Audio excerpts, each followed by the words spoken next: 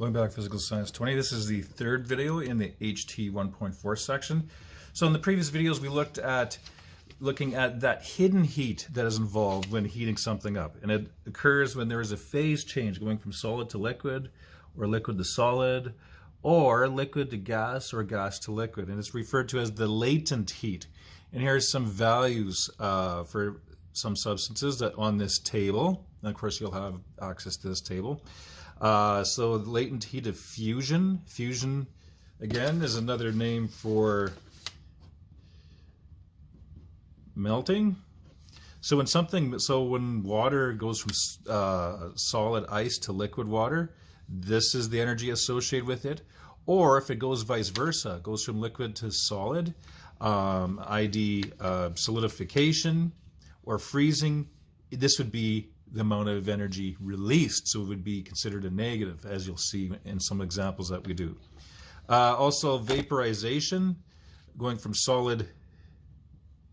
from liquid to gas, that is vaporization, where of course over here is solid to liquid, or vice versa if we slap a negative in front of it.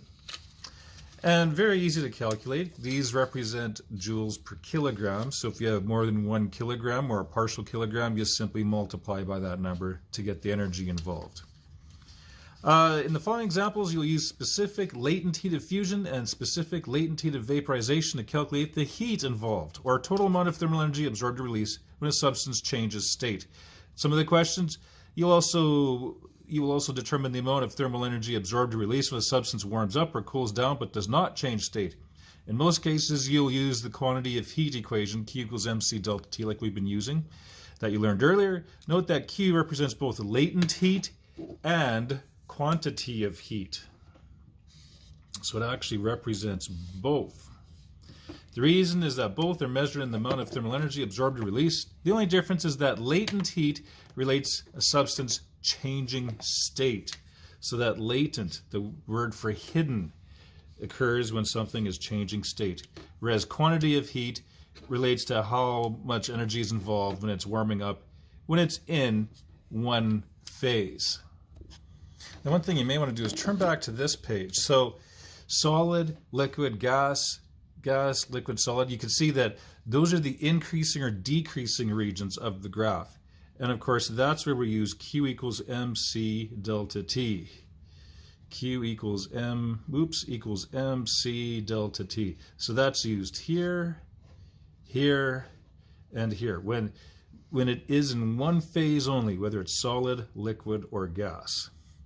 In the flatline regions, that of course is where we're using Q equals mLF, or Q equals mLV. So that occurs in these regions, if you can see that. Again, over here, Q equals, even though it's condensation, we still use the LV value. And then here, of course, Q equals mLF. So that kind of gives you the idea of what you need to visualize when you're doing these questions. Take a look at the substance that we're dealing with, figure out what state we're in, and that gives you an idea of which Q in order to use. How are we determining Q in each of the sections? Okay, so we'll go back to here. We'll do this first example. How much thermal energy is released when 652 grams of molten lead changes into a solid? So molten lead changes into a solid. So here, molten, of course, that's liquid form, solid form. So here we're looking for liquid going into solid. So if I was to imagine what scenario that is. Now, of course, it's energy released. So as soon as you see that, we know that it is a cooling graph. Okay, so over here, I'm just going to sketch a cooling graph. So gas to liquid, liquid to solid, solid. So that's what it looks like, right? So here we have our temperatures, temp, So temperature, and then we can say energy this way. So I'm going from liquid to solid, so of course I'm looking at this, and that is going to be Q equals MLF. Solid to liquid or liquid to gas. That's where we use the LF version of the latent heat. So quite easy, I'm just going to be doing this area. So Q equals MLF. Now over here I should likely write down what these are. The mass of the substance, we're told, is 652 Gs. But of course it has to be in kilograms to use this equation. So 3 decimal places to the left, we're divided by 1,000. Then if I look over here, lead, the LF value is 2.5 times 10 to the 4. 2.5 times 10 to the 4. And that is joules per kilogram. But since this is involving released, we use a negative sign. So that's the only manipulation you have to do here. If it's a cooling graph, you have to, for the LF values and the LV values, insert a negative sign because energy is actually being released. So 0.652 kgs multiplied by this many joules per kg. Of course, kg cancels. And we're going to be left with simply joules.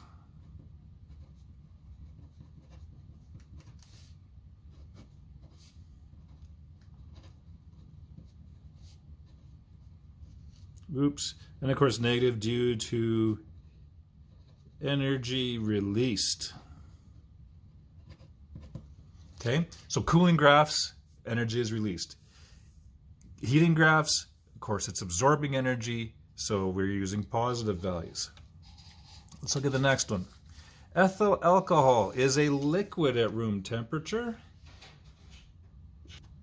Okay, so ethyl alcohol, liquid at room temperature. How much thermal energy is absorbed? Okay, so it's absorbed, which means it's going to be, right off the cuff, you know it's going to be a heating graph because it's being heated. So boom, boom, boom, and they all look the same, no matter what the substance. So solid, solid to liquid, liquid, liquid to gas, gas. So the 5 areas on the graph. So we're starting to talk here that it's liquid. Now, of course, this is ethyl alcohol. How much thermal energy is absorbed when we have 135 grams of it, which of course is 0.135 kgs. It's at 21.5 degrees C, heated until it boils and turns into a vapor. So we're likely going to be ending up here. We're likely starting here and ending up here. Now the temperature, now you have no idea what the melting point or boiling point of alcohol is, so we have to look that up. So alcohol. The melting point is -114. So of course that pertains to this, the first flat line. That's where things melt. -114. Okay, so you should sketch that on the graph. Okay, and label that there. And if we look at where alcohol boils, 78.3. So this flat line, 78.3 degrees C. Degrees C, degrees C. Trying not to clutter the graph up too much. So 78.3. And now we can look at our question here. So it says here it's a liquid at room temperature. Okay. And it's starting off at 21.5. So you know that 21.5 is in this area. It's in the -114 to 78 range. So we could put it right here. You don't have to be exact. You don't have to figure out exactly where it is, but we know that's the starting point. And we're heating it up until it starts boiling. So the boiling point, and it all turns to vapor. So we're going to be going in the gas phase. So likely up here. So we're actually going through 3 sections here. There, there, and there. So there's 3 things we're going to have to be doing. Okay, I think what I'll do here, this video is kind of long, so we'll stop it there, and then the next video will come back and then look at those three sections and see how we handle that.